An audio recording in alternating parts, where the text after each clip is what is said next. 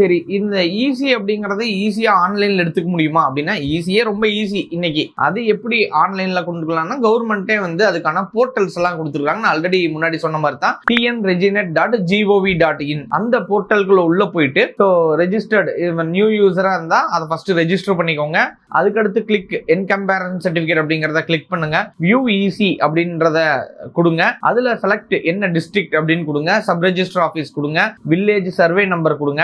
Choose your range. உங்களோட range என்ன அப்படிங்கறத சூஸ் பண்ணிக்கோங்க. ரேஞ்ச் மீன்ஸ் 2005 இருந்து 25, 10 வருஷத்துக்கு வேணுமா, 20 வருஷத்துக்கு வேணுமா அப்படிங்கறத கொடுங்க.